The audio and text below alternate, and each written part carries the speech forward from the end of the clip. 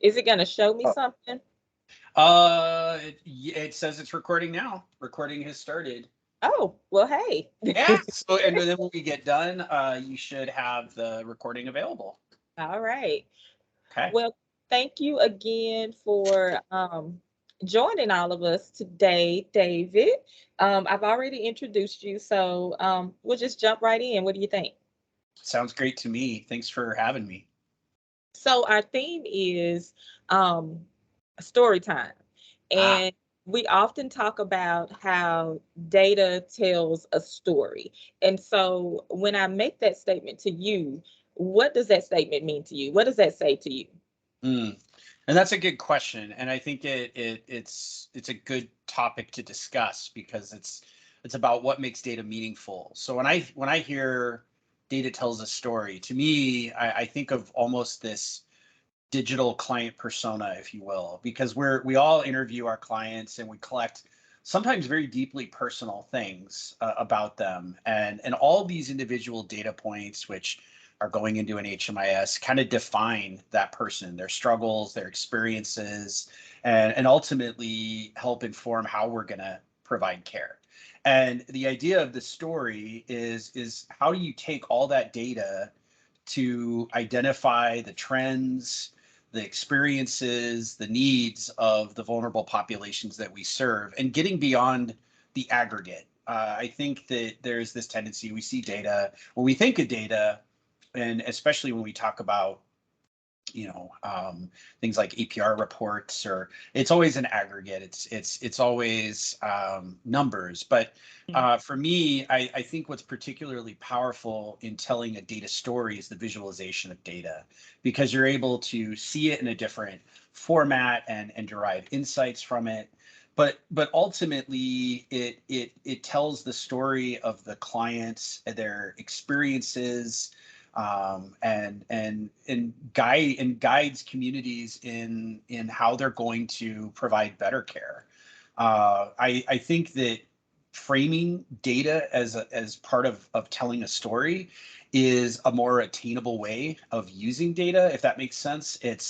I think that it's always been challenging due to the massive workloads placed upon caseworkers and social workers, and IT has always been, I think, and rightfully so, viewed as extra work, or just something extra that we had to do for compliance. But when we think about the story that data tells, and being able to frame the struggles and the experiences of our clients and communicate that, to tell that story to others, then I think that collectively we're able to make progress. And so really, to me, data, the story of data is the story of progress, and how we can collectively work together to achieve our shared goals. Yes, I like that progress, and that's what we want. Okay. And so tell us about maybe some challenges you've seen in your community, or a community that you followed or whatever, relating to data quality, and Sure. how did you overcome those challenges, or how are you working towards overcoming those challenges? Sure. Boy, I mean, a lot of challenges. I would say I was an administrator for 13 years in Spokane, and I would say I spent a good chunk of my time as an administrator, and we had dedicated positions that were created simply to manage data quality. And these challenges are not like, it's one of those like duh moments where it's like we're giving people that are already overworked, they're having to manage more and more, sometimes duplicative data entry, entering into multiple databases, they're juggling spreadsheets and other, so this hefty workload, combined with ever increasing data collection requirements, which, let's be real, I mean, HUD is not like releasing slimmer data data standards. There's always something more. So that the data collection needs are growing, and understandably the need for data informed decisions is growing. There's a recognition that data can, when used appropriately, drive better outcomes. So there's this demand. We want more data. We want more data. But, being able to translate that data into information remains a challenge for a lot of communities. And what I mean is that information is what informs planning and care provision. Data by itself is just data. You got to translate it into something. And the challenges that I was having as an administrator in Spokane, all those uh, realities that I laid out contributed to a lot of missing data. So, there would be incomplete data. There would be data wasn't timely, right? We all know HUD is hyper focused on timeliness. If you're looking at, APR type reports, or even some of the baseline reports that HMIS vendors will make available in their system, it looks at timeliness, how long between the collection and entry of that data. And there's a reason for that. One of the reasons HUD is so focused on that is data can become stale. There's a shelf life for data, and that shelf life is determined based on what you need to use that data for. So if we're collecting data to make for a better referral, maybe that client needs to be, as part of coordinated entry, needs to be connected with a housing resource. If it takes you weeks and weeks to collect that data and then make the referral, that window might have closed. So it's the completeness of the data, the accuracy. We were having accuracy challenges. And this is, again, nothing against the dedicated professionals that were trying to make it all work. I knew when I started in this industry, I didn't have the emotional fortitude or the skill to be a frontline caseworker. I mean, there is few jobs that are harder when I think of the secondary trauma and what it's like. So, there's these challenges are understandable, and it's just what we saw. So there's completeness, there was accuracy, there was timeliness. So there's a lot of dimensions to data quality, and I would say that we struggled with all of them. So but in that struggle, how did we met that collectively. I think we all acknowledged in my community that it was something we were struggling with, and we also acknowledged that we had finite resources with which to deal with it. There's a couple strategies that we employed that did help. For one, we started dashboarding a lot. So taking data out of our HMIS and creating a Power BI dashboard so that, again, back to that data story, we were able to tell the story of data quality and what it looked like in our community and where those gaps were. And that helped making it accessible, helped planning at like agency levels. So program managers would get regular dashboards showing this is what last month looked like. This is where the challenge areas were, and this is where we want to improve. So setting achievable goals and incremental goals. So dashboarding was really important. Automation of our reports. So we would use our HMIS to schedule reports that would automatically go to define data quality leads at each of our agencies, so that they would get a regular report. They would look at that report and they would know what they needed to work on in terms of improving their data quality.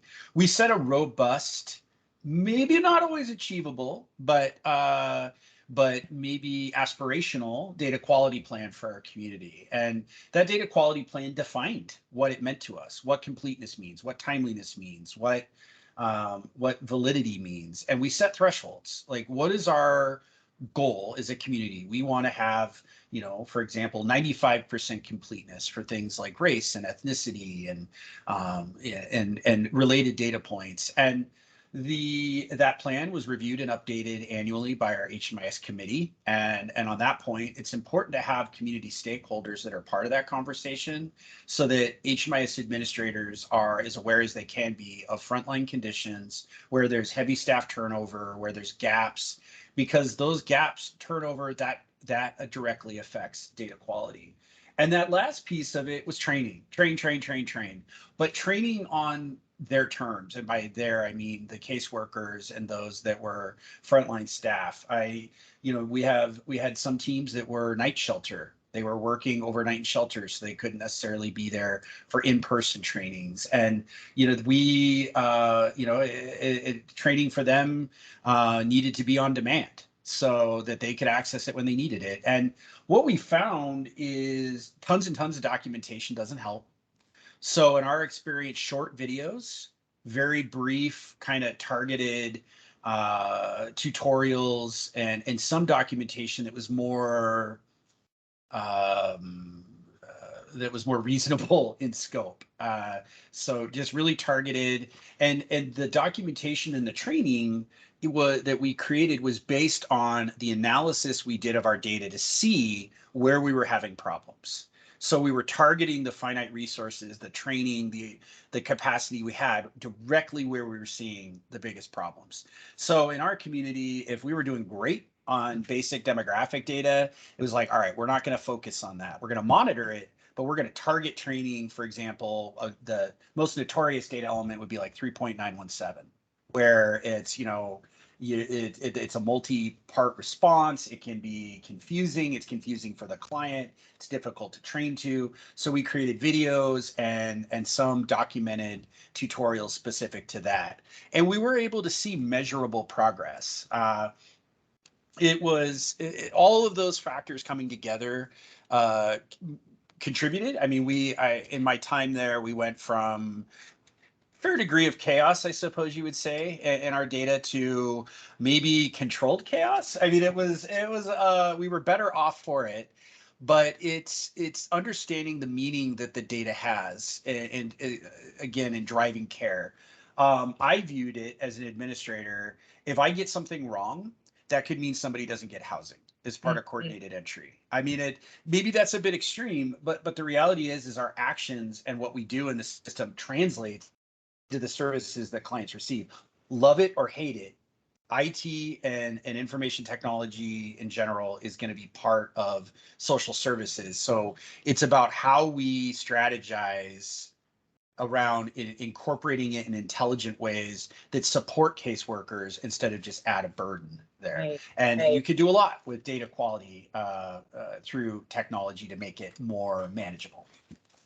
That is That amazing. is A lot of amazing things there that you guys Oh, did in thanks. Washington. So with that, was there anything in particular, something tangible that you can tell our users today that you guys were able to achieve or accomplish because you improved your data quality? Yeah, yeah. Okay. So we did actually, and so I think our biggest accomplishment was we were able to reach functional zero for youth population. Yes, thank you. Yes. And that was a direct reflection. That was directly tied to data quality. We were able to do that because of data quality. And it takes something as mundane seeming as data quality and what that can contribute to as the end product. And other opportunities was being more competitive for grant funding. Now, none of us really like to. I hate dealing with RFPs and grant writing. I mean, it's not my passion. I mean, it was something I did, but I liked direct interaction with clients and caseworkers and being out in the community. But the understanding I had was that good data quality equals good numbers, good data to include in those grant applications, which translates into more dollars for my community, which translates into more services for the vulnerable populations I'm trying to serve. It's impossible to do that effectively if your data is garbage. I mean, it has to be, everything has to be working right to be competitive. And we know there's a lot of dollars out there. And in fact, if your data is complete, timely, accurate, and you have a good picture of what's going on in your community, then you're able to assess your gaps and needs better and potentially identify funding sources and opportunities that you might not even have considered. So it's that's one accomplishment I was pretty happy about. There were some dedicated admins as part of the team I was a part of that made that happen, and they're still plugging away at it. We still have a very engaged youth community trying to kind of maintain our gains there. But it really would not have been possible without the attention that we paid to data quality. Functional zero is really predicated on good data quality. Yes. Very impressive. Congratulations to you guys Thank on you. that. And so one last question. Um, so we have a room full of users here. What is the best advice you can give these authors, if you will, our community partners, as we move towards reducing chronic homelessness in our area? related to data quality? Sure. And this is something my community struggled with as well. So I'm going to give an example of how we struggled and how we resolved it. We were finding a lot of, due to our data quality, we had a hard time pinpointing what was our chronic number because data wasn't entered timely, it wasn't accurate, it wasn't complete. There are so many pieces that have to be in place to identify somebody as chronically homeless. And that designation is all about them being eligible for critical housing service. You have to be chronically homeless typically to qualify for some of the most intensive service interventions. So when we were doing our point in time count, when we were analyzing our chronic trends, it was all over the place initially, and we were like, well, that can't be right. And then looking into it, it was, well, we really are just all over the place on our data quality. So in order to reduce chronic homelessness, you need to first understand what is your real chronic number. And in order to understand that, you need to have that complete, accurate, and timely data. And there's so much more than just being able to identify that population. Accurate, complete, and timely data means more effective coordinated entry. And if you're triaging and prioritizing through those housing crisis needs and other assessments, that all contributes to making sure those chronic individuals are connected with the services they need to get them out of that cycle of homelessness. So there's, data quality helps you identify what is your real number, as it may be in your community, but it also identifies and helps care coordination. I mean, at your coordinated entry level, at other service provider levels, I mean, it's really difficult to have effective care coordination without good data. And those pieces working together, while it can be a gradual and tough process, I mean, let's be real, every community struggles with chronic homelessness. Nobody has solved that problem. My community is actually on the upswing right now, and I mean, there's factors that are outside of our control, around the economic factors, available resources.